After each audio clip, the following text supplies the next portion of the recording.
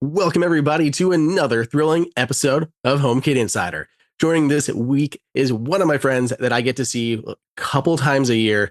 It is Brian Tong. I'm sure many of you out there know Brian. Brian, say hello to everyone. Thank you for joining this week.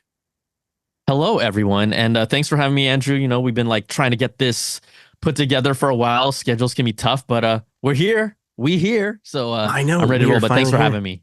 Yeah, Yeah, we're of here. course, anytime. And so much stuff has been going on lately. We've had Samsung events. We have had, you were just at Comic Con, which is also a Mm. thing, which was crazy.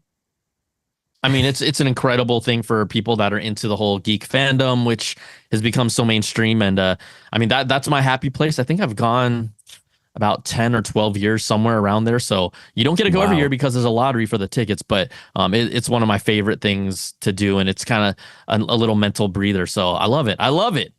I know it seriously looks so much fun. And there was even actual Apple news coming out of the event because we had things like Silo Season 2 being like announced release dates and everything. So, I can say there's tie-ins. Like we talk about Apple TV content here. It's perfect.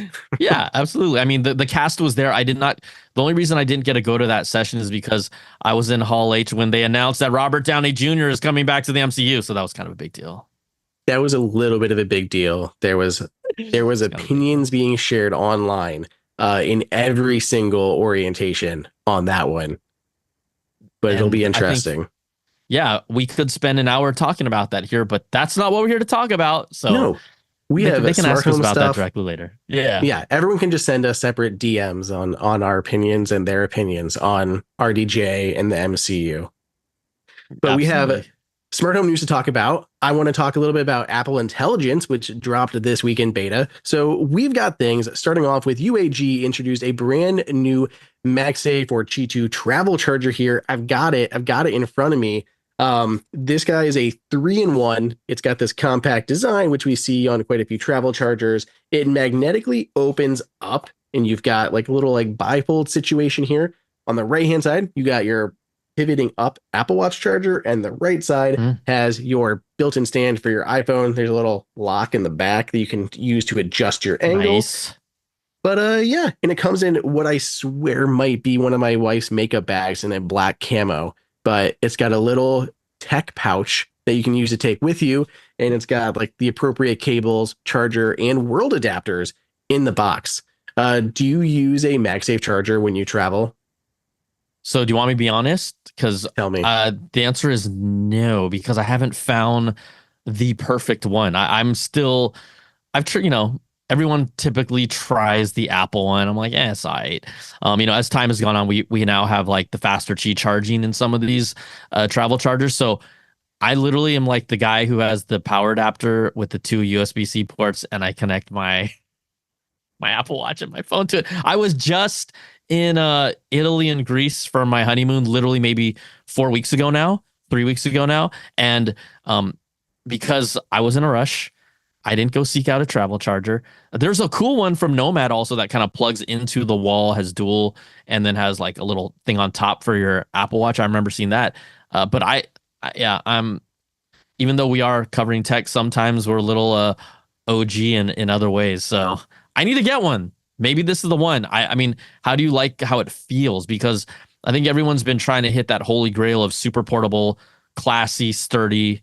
I don't know if anyone's hit that perfectly yet. I don't think anyone really has.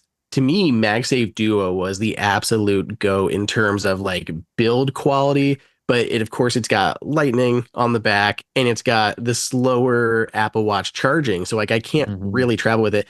For me, I'm like because I wear my Apple Watch like literally around the clock for sleeping and everything. So like I need that faster charging because I can't wait twice as Yeah. long, especially Yeah. when you're traveling. My wife keeps us like she's got stuff booked as we're going around places.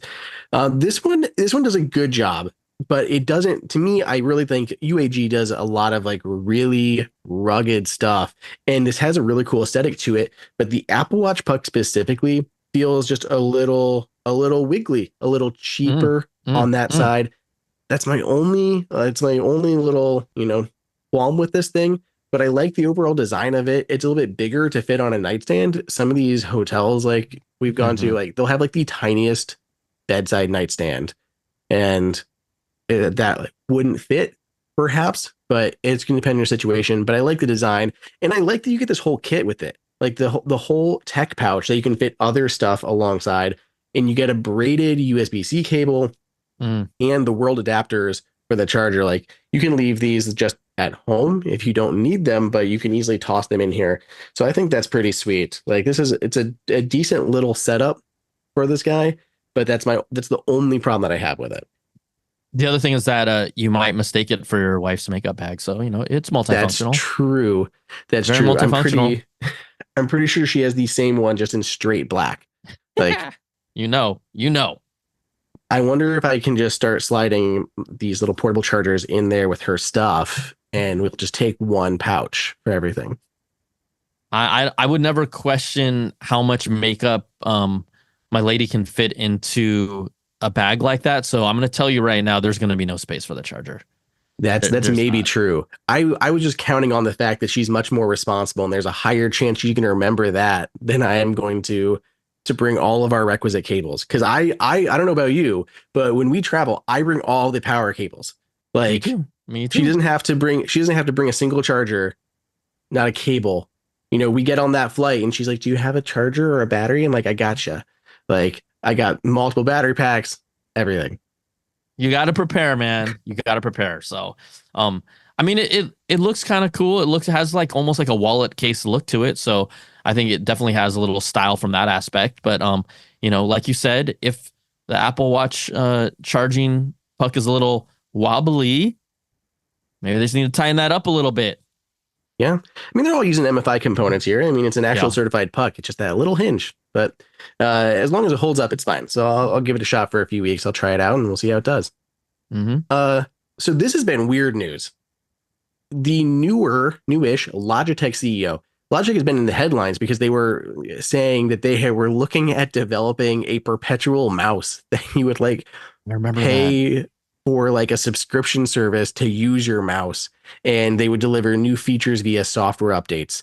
I have opinions on that, but the other comments that didn't get as highlighted as much was this whole thing that the CEO didn't even know that their Apple Home products still existed, like their Circle View camera, the Circle View doorbell, which have been pretty popular in the smart home space. They're sold in Apple stores, and they were like, "Oh yeah, I'm pretty sure those are gone or like about we're discontinuing gone." them, right, or something. Yeah, and then they walked back. Their PR team, who was probably panicking in the background during the interview, had to walk those comments back in a statement to The Verge saying, no, these are not going anywhere, and we remain committed to the smart home. So I don't know what to make of this. It doesn't make me feel encouraged that we're going to see new products out of Logitech in the smart home space anytime soon. Well, I think how about this? I don't know how recent it was, but I know it is a new CEO. And so let's be honest. When people come in upper management, it takes them like 6 months to a year to basically figure everything out when they're brand new. So I'm not going to be like, you should have known this. You should have known this. Like, you just shouldn't have said anything. Like, it's always, PR 101. If you don't know, it's safer to just be like, hey, we'll get back to you on that. Right. Don't make claims that you literally don't know, because sometimes, you can be right about it and it may be going away. But other times when you say that and you don't know and you're saying it, that can be damaging. And so what they said that they are still planning to support it. I think obviously the proof in the pudding is that, will we see anything new from them in the next, let's say, 2 years? Because if not, then it's probably DOA. But from just an optics, always sucks when your CEO says product is being discontinued. You would just even say that, everyone is going to believe that it's dead or it's not going to get supported anymore. Now they can support it over time with software completely. They did that with the Harmony remotes, like one of my favorite remotes. And I would argue it was smart home compatible because you could at one time, connect it to all your devices. And I could say, blank special word, turn on the PlayStation, and at the time when needed, when our TVs couldn't automatically detect it through the receivers, it would turn on my receiver. It would choose the proper input for the PS5. It would turn on the PS5 and it would, or PS4, and it would turn on the TV. That was magic. That was a smart home device. Now they still are supporting. I think they stopped them in like 2000 and maybe 3 years ago, 2 or 3 years ago. I would have to check that. So the line is no longer being made, but at least they're supporting it. So my hope is that with these circle cameras that they have, that they would still support them. But yeah, I mean, I don't want to say it over and over, but never a good sign when your CEO does that. I mean, clearly everyone thinks like when you think Logitech, you're thinking the mouse, the Mouse, the keyboard, like keyboards, those the types of cases, maybe. accessories. Yeah. Yeah, iPad keyboard cases, like all of that kind of stuff. So I get it that it's not, maybe a top 2 or 3 peripheral lineup for them, especially at the moment as things are, kind of tightening. At least the good news for Apple Home users is these will continue to work basically forever until Apple changes something on the home side of things, because you don't need third person party. You're not going to get additional software updates. If there's a security vulnerability, they may not, 5-10 years down the line be able to issue those, but they should theoretically still work with Apple Home out of the gate without any additional manufacturer support. This is why we like HomeKit. The manufacturer goes away, your products are still going to work, whether an outlet or in this case, cameras. And I do like both of those cameras. I have both of them. The doorbell in our backyard, like Oh, you our have split them. level You house. have them. Oh yeah. Oh yeah. So Uh-huh. that so you're kind of like personally invested in the future of this product. I do like both of them. The doorbell has a really clean design to it, and the circle view inside it is monitors our living room. And I personally really like both of these products. Like they have a very nice industrial design. There's like metal components to them. They don't feel like a lot of the cheap accessories that we get. And they've always been like a tight Apple partner with things. So like I want them to. I prefer to see more Logitech products in the home, for sure. Outside of these 2 doorbells or 2 cameras, but maybe we won't see that. You know what I'm also interested in, not that I'm trying to move off of talking about Logitech, but we know Google's event is coming up in what 2 weeks or so. And there has been rumblings, there has been chatter that we might see some new Nest stuff, and we'll see. They did, I believe, if I'm right, you can correct me if I'm wrong. Did they update? I guess they had Matter support for the 3rd generation one. I believe like they updated it over software. And what I'm curious about is, it sounds wacky and crazy, but I wonder, will they incorporate HomeKit into this 4th generation potential, whatever new stuff they put out? I don't know, but that would be interesting for me because I have a Nest camera system at home.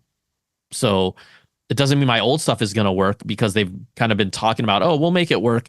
And, it hasn't. Unfortunately for me and many others, I think this whole idea of Matter being a platform that was going to really take over and, unify everything, it hasn't taken on as much as I thought everyone would also be like, get on Matter, we're good to go. But it hasn't been that way. So will those new devices from Google bring HomeKit support? Like that would be kind of a different wrinkle. So I'm just putting my hands up. I'm throwing it out there into the universe, and we'll see what happens. Yeah, I'm just kind of curious. That's all I'm just throwing out there for you, Andrew. I mean, I'm excited about it. I did cover some of the initial leaks on last week's episode where there's like this new design. So I think I have not paid attention. You probably know more about the Nest line than I do at this point. But I think there's a differentiation, right, between like the lower cost Nest thermostat. These are terrible names. Just Nest thermostat, and then the Nest Smart Learning thermostat. So someone reached out and said that the Nest thermostat had Matter support in April, but the learning thermostat, the one that is supposed to just automatically adjust based on what you do, that does not have Matter support. So that's what I think could come. I mean, if they've already added it to their cheaper product and not to their flagship, I have to imagine new flagship means we're going to get it, right?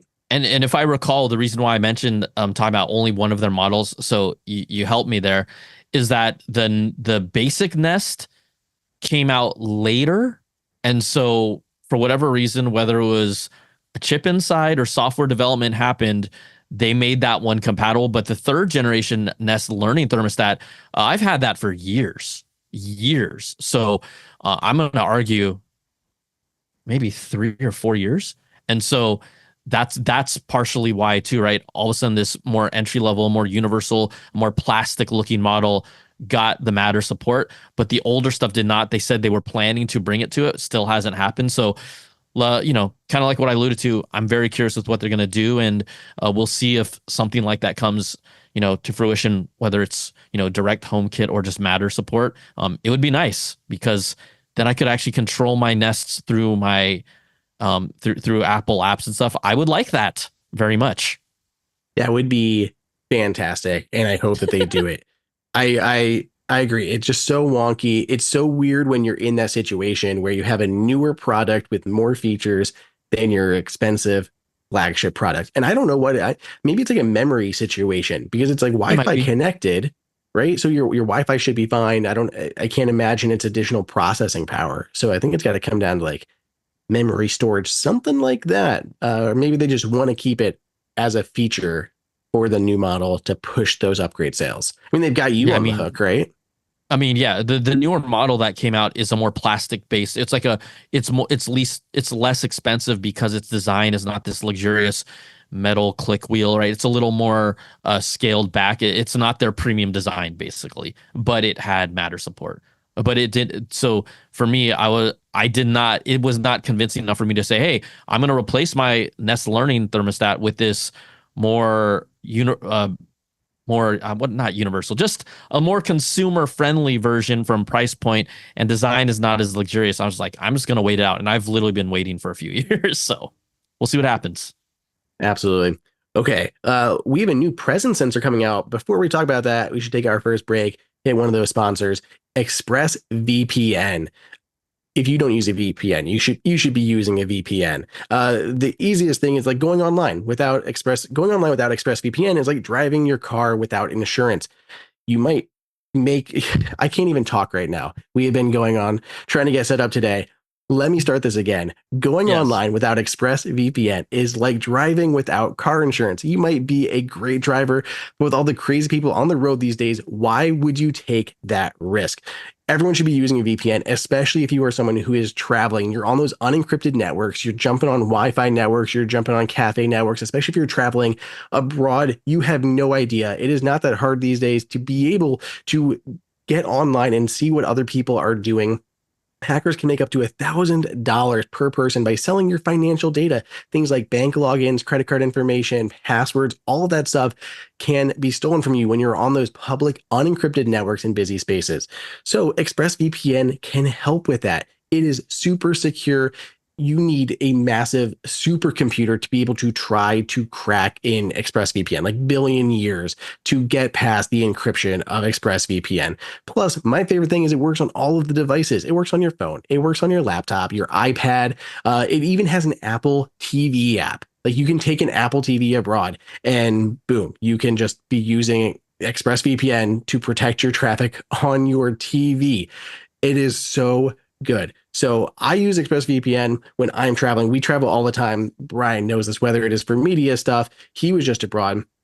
Faith travel. We were just in Michigan a week ago, and you don't have Wi-Fi. You don't have access to like your stuff. You don't want to use your data if you're abroad and paying for, buy the gig data or something. Use a VPN. You can jump on that public Wi-Fi, use ExpressVPN, and you are secure. That and is so easy to do with just like one button press to get online. Perfect. So here's what you guys can do. Secure your online data today by visiting expressvpn.com/HKI. That's expressvpn.com/HKI, and you can get an extra 3 months free. expressvpn.com/HKI. Thank you so much to ExpressVPN. So let's talk about this, Brian. How much do you know about presence sensors versus motion sensors for the smart home? So this is interesting. I haven't really been too exposed to presence sensors, and then I looked this up. I'm like, damn, I think I want one of these. So continue, but I'm excited about. I actually was like, I need to look into this more, and I have some other thoughts, but I want you to talk about it first. Okay, so this is a new presence sensor. It's technically a 3-in-1 presence sensor from Meross. And the basic idea between a presence sensor and a motion sensor is a motion sensor usually uses like a PIR sensor, and it'll detect like any motion in a room. Something falls, a gust of wind comes through and knocks something, your cat walks through the room. All of those can trigger your automation, can trigger your lights turning on, your shades to open in the morning. There's like endless things that you can do by detecting when somebody walks into a room. But a motion sensor, they're far inaccurate, and they can just be errantly tripped by almost anything. So a presence sensor is using different methods to detect when there's actual presence in a room and not just motion. There's a big distinction and a big difference in reliability when you're actually using the different sensors. So this is the new Meross MS600. I believe it works with Matter, so you can use it in Apple Home via Matter. There's 3 different sensors that they are using to detect when a person is in a room. They're using a PIR sensor, a radar sensor, and then light sensors. All of these things combine together to detect a person versus just errant motion. Has a 12-meter distance that it can detect motion within, USB-C powered. It can be wall mounted, but it also has a built-in stand. And this is insane. It's $30. $30, and they start shipping around August 20th, I believe. These are not only cheap, but so much better than motion sensors. This is crazy. The only one we've seen up to this point has been from Aqara, and it's very pricey. What do you think about this? So I instantly think, one of the things that Apple is slacking on is real innovation in the smart home. I mean, everyone can outright say it with confidence that they have been trailing behind. The market is kind of flattened out. People are like either in Alexa camp, people are either in Google camp, people are a combination of mishmash, but you've never heard of someone say, I have an all Apple smart home, right? It's not built that way.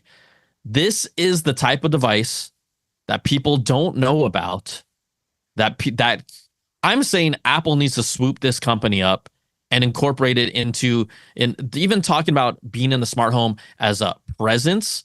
That is like a different way to talk about it. But this sensor here, I love the idea of, you could basically it's not motion, just motion.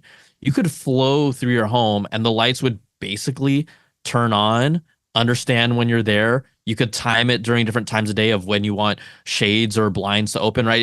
It's a complete platform that at least uses this presence detection to almost think the way that you think wherever you're in any room. I love this idea. I love the tech where it has some sort of shield on the bottom so it won't have false positives. If a pet is running around, it's not going to all of a sudden open up your entire blinds and turn on your kitchen and your TV. This is the type of thing where I could see, okay, if I'm not saying they're going to do it, but if Apple really was trying to be, okay, beyond the HomePod, what can we do with the home and be able to talk to other existing devices and create our own kind of platform that feels like the future and use our ID to even sex this up even more. I think this is one of those companies that is not many people know about, has a lot of potential, and I think their product's really cool. So I'm just throwing my thoughts out there because I think that Apple themselves needs to invigorate or do something in the smart home for people to get excited, because that is just that's a slice of the revenue pie that they just don't have because they just haven't nurtured it enough. And I know they're doing a bunch of other things. That's okay. They're spread thin in a lot of ways, and they got to pay attention to X, Y, and Z products, and they prioritize Apple Vision Pro. But do something that excites me for the smart home, because right now I'm kind of getting excited for what Google's doing in the smart home. Not kind of, I'm very hopeful, and it just makes me feel like Apple keeps on just moving down the totem pole of how much they care about the smart home. I agree. Like they start doing like these little sensors. Like we have like the humidity and temperature sensors baked into HomePod Mini, but they don't have anything like a presence sensor to do. Like they're using the ultra wideband chips to detect people there, but there's no tie-in to the smart home tech. Something like this built into a HomePod, some sort of smart display possibility, it's been rumored for many years. Something to detect presence, I think would go a long way. And I'm really shocked at how affordable this is.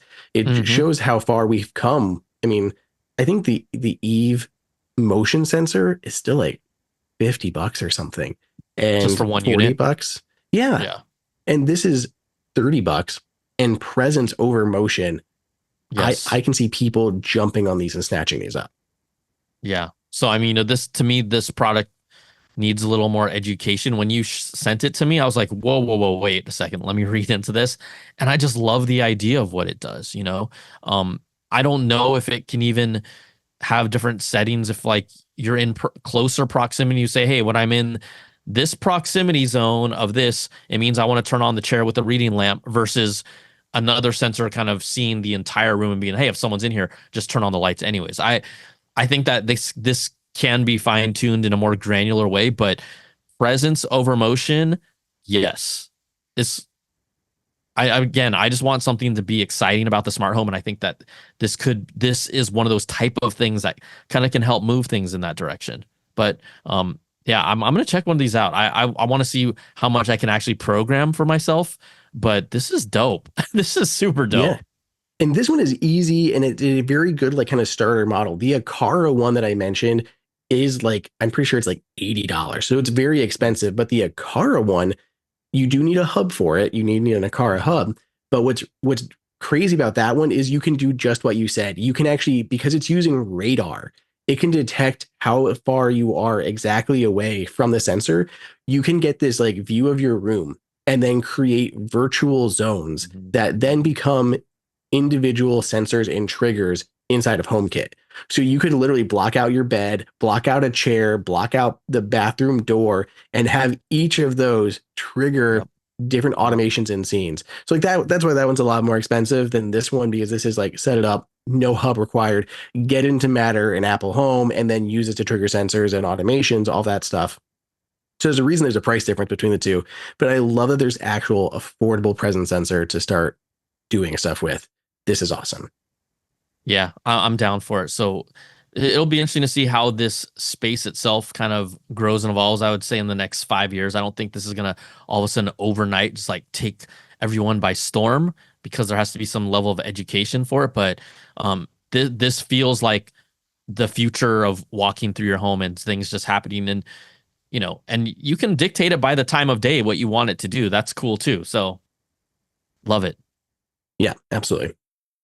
Okay, next up in the news for the week, we have a new smart lock coming out. This is the Thor Latch lock. It is Thread enabled. It is direct Apple Home, so not Matter. So Thread, fingerprint reader, and a keypad. This builds on their existing one. So they have the M1, which is their basic design, the MD1, which adds the fingerprint reader, and then on top of that is the MK1, the Mark One, that adds HomeKit support to this thing. Runs on 4 AA batteries, but it's a standard like latch style lock. So you have any interior doors that you want to lock, your office, a bar room, a studio, anything like that that you want to put behind a little bit of protection. Maybe it's interior and you don't have a deadbolt going on. Here is an easy way to do that. What do you make of this? I mean, it's called Thor. It's cool. It looks, it kind of, I mean, yes, I know it has a fingerprint scanner and a keypad on it. This sounds stupid but that's why I'm asking. You can still actually physically swivel and turn the handle as well, correct? Yes, basically the lock replaces your handle and Yeah. you just grab, you rip it and turn it. Like this whole Yeah, yeah, thing yeah, yeah. just goes, which is a little weird. I mean, what's interesting is that there's a lot of different smart lock designs that we've seen, and this one has that kind of everything is just integrated on this ovalish, futuristic, like metal handle. So I think that it design wise, it only looks it makes sense, but it looks weird to me because it's like it's not like a pad, right? A lot of these are like kind of padded out and it detects it already. You set it out with Bluetooth, so it's optional. I don't know if I'd get this one personally. I'm not trying to hate on it. I think it it obviously is cool. I would just use the fingerprint sensor and that's about it. That's how I What I would see it. like, see, I would do that though. I would probably use the fingerprint sensor 9 times out of 10. But with Yeah, the automation, that smart connectivity, you then have the option to like automatically lock when you leave the house. You could which is have it nice. automatically unlock when you get home, and then you don't even have to do anything. You literally just Hmm. use it as a doorknob. But yeah, I'm not about to like open my phone when I'm trying to walk into a room. Like, Yeah, I mean and it's even it. HomeKey Yeah, would be extra. The fingerprint reader is just as long as it's accurate and fast, like that's the way to go. I think that they just made basically the goal here is to make the ultimate door handle, a door lock handle that has everything in it. So you have every way to use it if you want it. And if you want to just turn it and have it auto detect, it can do that too. I think they said how you can, even just using the keypad, you're able to essentially set it up for multiple users. So if you don't really have to have any software, and you can just, basically select user 1, fingerprint them in, user 2, fingerprint them in. I could that's useful from that standpoint, just from a practicality thing. So I think this is like the jack of all trades of smart lock door handles, if that makes sense. That's what they're trying to go for here. Basically, just bake it all into one and you're good to go. But there are those times where you maybe got a wine cellar and you want to keep your children out of that wine cellar. Like are those random times you have interior rooms that you want to keep a little bit more protected. So I can definitely see the use case in these things, and they're definitely underrepresented in the smart home space.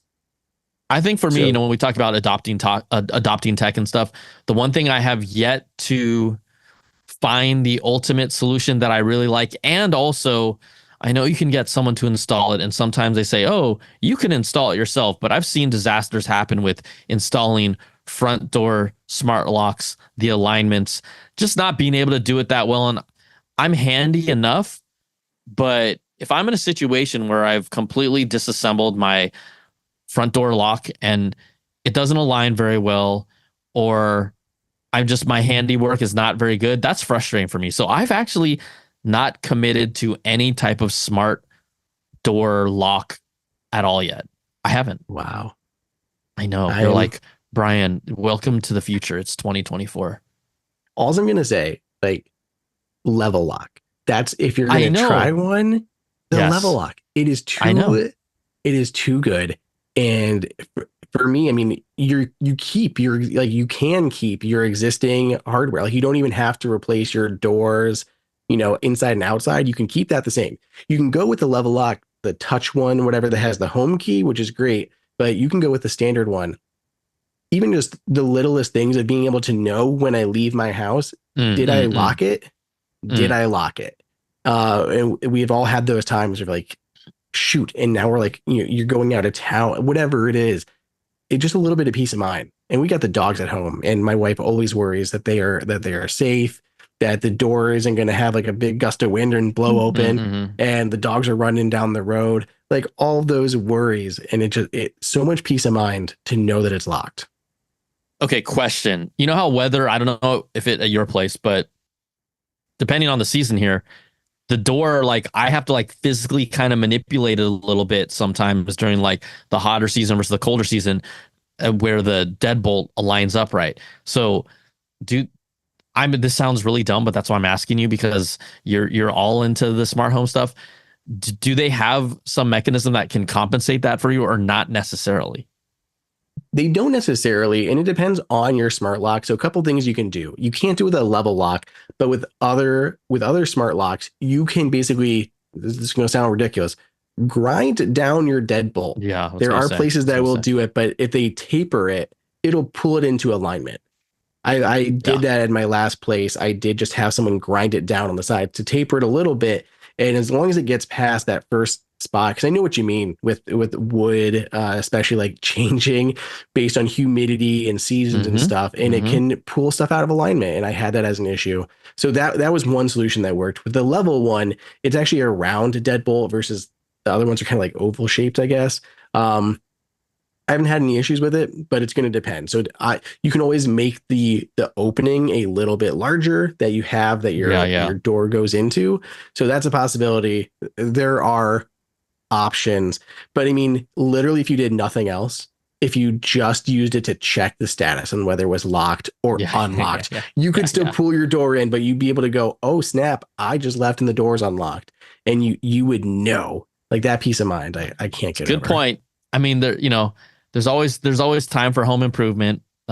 Whenever that, definitely not during this fall, September, October, November season, but I thought we maybe were after that in the clear for a little bit. For like, thought I had the clear maybe a little bit. No, it's not clear. Last week I had family in town, so we thought we'd spend like a long weekend and have like Monday and Tuesday at the lake with them. because they're from like Georgia and we see them a couple times a year.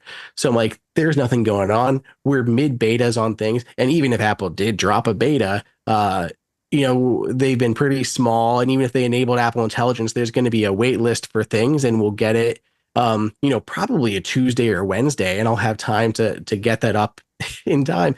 Next thing we know, here it is, beta of 18.1 coming out of nowhere on a Monday at 1 p.m. And I am hours from a studio. I ended up, this is behind the scenes stuff. I don't know if you probably have hookups everywhere to help you out, but I literally went into this shop where we know the owner and I'm like, can I record a video on Apple Intelligence on your couch? And Oh she's my like, God, oh sure. my So God, oh she my like God. killed the music and I recorded in this shop. And apparently it's a very nice shop and she's done like photos for like homecoming in this small town and stuff. And I recorded all of my A-roll, but I didn't have a teleprompter. So I'm going like line by line, imagining where I'm going to make cuts so that I can, keep myself with what I had scripted. And it was a nightmare. And I didn't even have like microphone. So I'm trying to record like backup audio with like my iPhone and like something covering it. So I didn't have any like passing noise. It was a struggle bus. And I ended up not using it. After all of this effort, I couldn't use it because I didn't have a monitor and there was light coming in. The sun had come down enough that it was hitting like the sensor and my face got all washed out and you couldn't see it. I'm like, by the time I try to color correct this, I'm not going to get it up today. And I'm going to have to just wait until I get to the studio, and I re-recorded it promptly. But yeah, I thought we had a little bit of a break in this season before stuff started happening. And then boom, here we go. Betas of Apple So Intelligence dropping. A, I celebrate you and your efforts. B, I don't have random places to shoot at. Like, I don't have a team or anything. It's just me. So I was coming back from San Diego on Monday.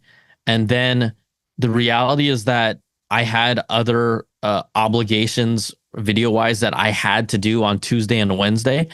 And so I just said, you know what? Sure, it's not ideal, but I'm just going to kind of sink in with it. And yes, I know there's like an element of like this rat race that happens when things come out, like coming out with things timely matters. And but sometimes I've taken the perspective like, okay, you know what? I'm going to sink into this a little bit longer. Sure, it may not get as many views, but it'll probably be more useful for people that are watching. So I'm going to, well, hopefully try after we're done wrapping up. I'm going to try and put out my video today. And I'm like, you know what? It's okay because there's plenty of other times where I can get on it right away. But when I guess I've learned over time, yes, it's a kind of a big deal. Like when people see it, it is a big deal, but there's a bit of a balance of like, if I'm on break, I'm not going to stop everything anymore. And I can take an L once in a while. The users that follow me and watch me, they expect it. But if it's like one video out of the 100 I make a year that is not on time, I'm just going to be okay. I'm just going to let that be. It sounds, it's not lazy, but there's a level of sanity where we grind ourselves to the bone in September and October and people don't realize it. And we're pumping out multiple videos and we're staying up till 3, 4. I'm putting a multiple all-nighters out. And I've been doing this a long enough now where I'm like, you know what? I'm not being lazy, but once in a while, I just can't get to it. And I'm not going to change every part of my life for it, if that makes sense, So I would just say, don't feel bad about that. I'm more frustrated that it didn't work out for you because you put all that effort in. And then in the big picture, it was like, man, enjoy your break, Andrew. Enjoy your family. It's okay. I should have just waited the 2 days, and I'm like, I can make this work. I can do it. I can make this happen. And it was definitely wasted time. And I didn't need to do it. I could have I could have wrapped up some other stuff and just spent more time with family. So yeah, I get. I mean, it's not me being like, again, it's there. This sounds so weird that we're getting into this topic, but we'll get back on track. But it's just, life and what's important versus, yes, this is important and to an audience, but could someone else maybe stepped up and helped you guys out and do it? I don't know. That's the other thing. If you're the only guy, then I get it. But someone should have been able to step up for you, it's just always hard. There's just always stuff going on. But let's talk about Apple Intelligence. But before we do, let's take a last break. Let's think Factor. And I have been so hyped on Factor again recently because we had paused Love because we them. had traveled so much. They're so good. They're so good. And it even sounds like bougie, even though it's not, because I feel like they are very affordable. But they even come clutch for us when we're going to like trivia, and we'll take one for our son. He's like 2 years old, and we're like throwing in Factor meals in the microwave. And we get there, and here he is sitting at a bar eating like this rigatoni with pork sauce and some roasted carrots and broccoli on the side. And he's just freaking loving it. They are so good, and they've expanded their stuff. They have now over 35 meals and 60 add-ons to choose on every single week. So there's always like new ones that I've been trying. And then they're throwing breakfast, dessert, and I love their little shots. If you've had those, I don't even know what they're called, but like the little juice shots, like wellness shots, they are amazing. There's one with like cayenne that I really, really like, and just gives me like energy, feel good, just a little pick me up. They've got so much stuff, but you can cook these things in like only like 2 minutes in the microwave is all it takes to make them. They're fresh, never frozen, super healthy and nutritious. I don't think I've met one that I haven't liked of all of the ones that I've gotten, because sometimes I don't remember to always pick all my meals ahead of time. So it's like whatever's the grab bag is for the week, every single time they are hits. I love them, but I do them in the toaster oven. I don't know if you do them in the toaster, like the oven, or if you do the microwave, but I prefer like 7 minutes in a toaster oven. And I think it gets them a little bit, like you get some crispiness going on, like some of the cheese that's on the top. Yeah, that's the way to go. But yeah, so if you guys want to try them for yourself, if you haven't already, head to factormeals.com/HomeKit50 and use code HomeKit50 to get 50% off your first box plus 20% off your next month. That's code HomeKit50 at factormeals.com/HomeKit50 to get 50% off your first box plus 20% off your next month while your subscription is active. Thank you as always to Factor for sponsoring us. Let's get into Apple Intelligence. What's been your takeaways so far? The takeaways is that obviously it's not the full Apple Intelligence. You can get a good sense of the writing tools. There's some little fun things like summaries on emails, getting like a little priority breakdown on emails of like, oh, this is, these are the emails that are important. Like there's like 4 or 5 that appear before your actual emails. Siri glows, has a different chime. I obviously it's not everything. It's not all the real true intelligence, but it's hints of it. It's all right. I mean, I'm not hating on it by any means, but until you look, the whole promise of Apple Intelligence is not even Genmojis and Image Playground. It's this system that I can say, hey, what's the temperature in blank, because my mom just mentioned us going to a trip in blank in messages, and pulling that up and then kind of being able to thread a conversation of what's maybe in my head, but is actually on my phone, and be able to pull it. That we have to see that in action. And it's going to take time. This is not this type of stuff that doesn't even happen overnight and is going to come without bumps in the beginning. But if that's the promise and that's what they showed us, that's what I'm waiting to see. I think writing tools are nice. I think that they can help to a certain degree. But when it says, oh, make it more cordial or make it more professional, it can be, but I would still touch it up, because even if it's sounding more personal versus professional, it still feels a little robotic or too sanitized for me to sound like it's from a human. It sounds silly, but I think that's actually having a human touch is important. So I think it can aid, but I'm not going to be using writing tools all the time. In my emails, I'm not. Even if I used it to start something, I'm going to finish it by doing it on my own. So, it gives a little sense of some of the things outside on the peripherals of what Apple Intelligence can be. And no matter what, it's always good to have improvements to an OS. But is there anything that I say I fundamentally use my phone differently right now with the beta? And it is a developer beta. It's not even a public beta right now. The answer is probably no, but it's always fun to play with. But again, I think that we sometimes get so caught up with like, oh, these are the new features Apple had, and we make something about it. But then we don't talk about the fact that we don't use that in 6 months or a year. I think it's important to talk about like what is the stuff that we actually use long term. And I think really the number one game changing thing that's going to come out of iOS that everyone is going to use. Well, how about everyone's going to use Genmojis? But I think RCS messaging is going to be probably the most significant change in iOS 18, to be honest, because of how it handles us communicating with Android users. And that's something that happens on a daily, on a weekly, on a monthly, on an hourly. And I don't think there's any other feature that we're going to use as much. But that's just my take, Andrew.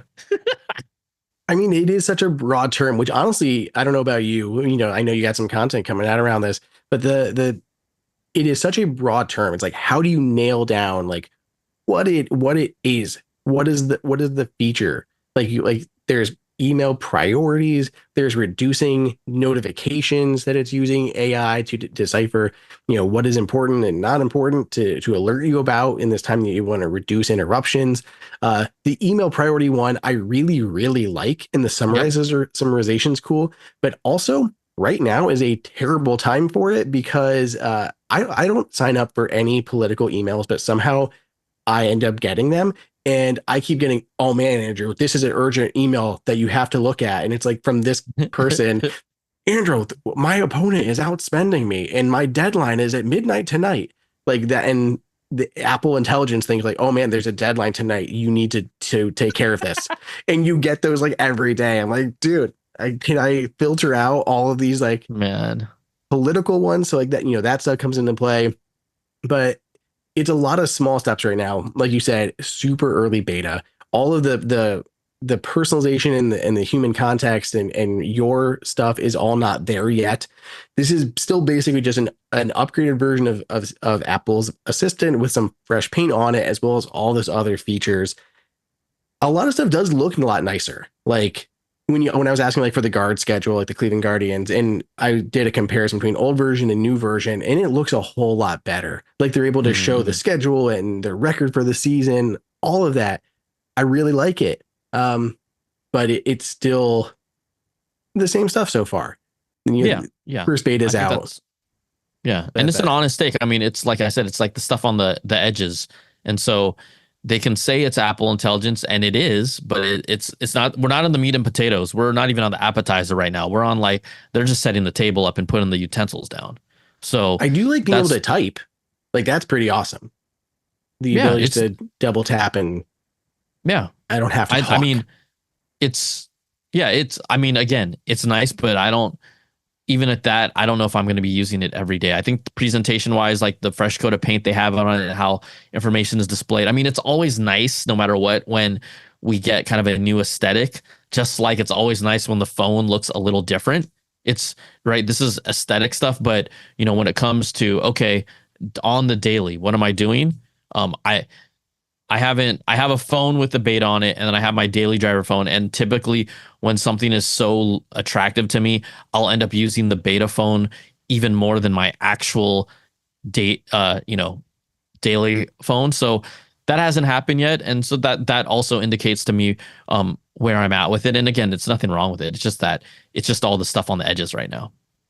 Yeah, I think the context is really nice, but I don't use it all that often. Like in a smart home aspect, I can say like turn on the lights in the living room, and then after it does that, I can immediately follow up with it and open the blinds too.